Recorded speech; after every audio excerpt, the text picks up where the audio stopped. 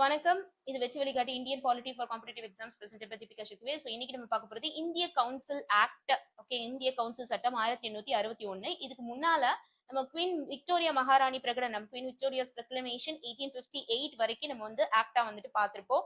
So அதை பார்த்துட்டு அதோட கண்டினியூஷனா நீங்க இதை பார்த்தீங்கன்னா உங்களுக்கு ரொம்ப யூஸ்ஃபுல்லா இருக்கும். ஓகே, ஸோ ஃபர்ஸ்ட் பாருங்க, இந்தியன் கவுன்சில் ஆக்ட் 1861. ஸோ இதுல என்ன நடக்குது? Beginning of representation.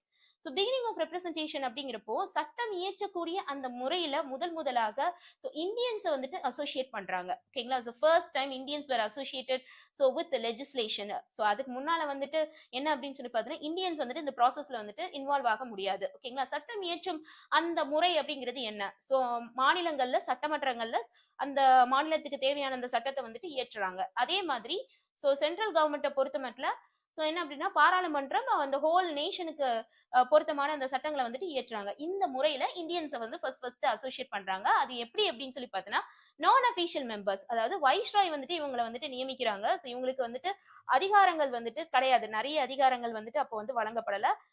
Nominated members, so ஒரு பரிந்துரை சார்ந்து கிட்டத்தட்ட அவங்க அவங்களோட ஃபீல்டுல கிட்டத்தட்ட இப்ப ராஜ்யசபா உறுப்பினர்களை பிரசிடென்ட் எப்படி தேர்ந்தெடுக்கிறாரு, ஸோ அந்த மாதிரி உறுப்பினர்களை தேர்ந்தெடுத்து அவங்கள அசோசியேட் பண்றாங்க. ஸோ அப்படி 1862 3 பேர் சேர்ந்திருக்காங்க. ராஜா ஆஃப் பனாரஸ், ஓகேங்களா, பனாரஸ் உடைய ராஜா, மகாராஜா ஆஃப் பாட்டியாலா, பட்டியாலாவுடைய மகாராஜா சர் திங்கர் ராவ்.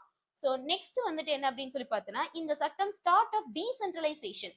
டீசென்ட்ரலைசேஷன் என்னது? அதிகார பரவலாக்கல். கிட்டத்தட்ட அதுக்கு முன்னால ரெகுலேட்டிங் ஆக்ட், ஒழுங்குமுறை சட்டம் 1773 இருந்து சார்ட்டர் ஆக்ட் 1833, ஓகேங்களா, சாசன சட்டம் 1833 வரைக்கும் ஸோ சென்ட்ரல் கவர்மெண்ட்டுக்கு அதிகப்படியான பவர்ஸ் இருக்கு. ஓகேங்களா?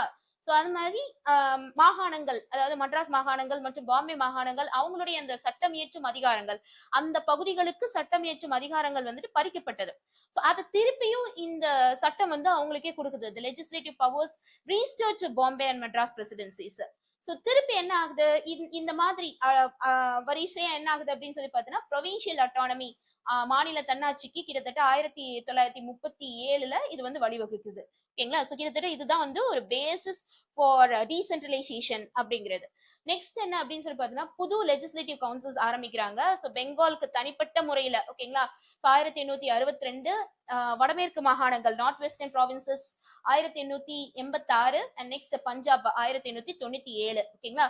ஸோ பெங்கால்ல இருந்தது, ப்ரீவியஸா இருந்தது அது கிட்டத்தட்ட மத்திய அரசு மாதிரி செயல்பட ஆரம்பிச்சிச்சு. ஸோ இவங்களுக்கு தனியா, ஓகேங்களா, ஸோ கிட்டத்தட்ட இப்போ வெஸ்ட் பெங்கால்ல ஸ்டேட்டுக்கு தனியா அப்படின்னு சொல்லிட்டு இருக்கு இல்லையா, ஸோ அந்த மாதிரி 1862 தனியா ஆரம்பிக்கிறாங்க. நெக்ஸ்ட் அடுத்தது போர்ட்ஃபோலியோ சிஸ்டம்.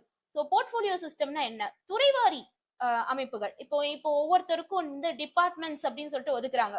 ஸோ இந்த டிபார்ட்மெண்ட்ஸ் அப்படின்னு ஒதுக்குறது யார் ஃபர்ஸ்ட் இன்ட்ரடியூஸ் பண்ணா அப்படின்னு சொல்லி பார்த்தோன்னா, கானிங் பிரபு இன்ட்ரடியூஸ் பண்றாரு 1859. 59 இவர் இன்ட்ரடியூஸ் பண்றதுக்கு என்ன கொடுக்குறாங்க அப்படின்னு சொன்னா, ஒரு சட்ட அங்கீகாரம் 1861 கவுன்சில் சட்டத்தின் மூலமா கொடுக்குறாங்க. ஓகேங்களா? Next ordinance power to the viceroy. அதாவது இந்த சட்டத்தின் மூலமாக என்ன அப்படின்னு சொல்லி பார்த்தோம்னா, ஆர்டினன்சஸ் என்னது? அவசர சட்டம், அதாவது எமர்ஜென்சி காலங்கள்ல இப்பவும் கூட நம்மளுக்கு இருக்கு. இப்போ குடியரசுத் தலைவர் என்ன அப்படின்னு சொல்லி பார்த்தீங்கன்னா, ஸோ நெருக்கடி காலங்கள்ல பார்லிமெண்டால கூட முடியாத ஒரு சூழல் ஏற்படச்சுல என்ன செய்யலாம் அப்படின்னு சொன்னா, அவசர சட்டம் இயற்றலாம். அதே மாதிரி என்ன சொல்லியிருக்காங்க, இந்த வைஸ்ராய்க்கு கவுன்சிலோட அப்ரூவல் இல்லாம, ஓகேங்களா, ஸோ அவசர சட்டம் இயற்றக்கூடிய இந்த பவர் வழங்கப்படுது. இதோட வேலிடிட்டி என்ன அப்படின்னு சொல்லிட்டு பார்த்தோன்னா, ஸோ 6 months. ஓகேங்களா?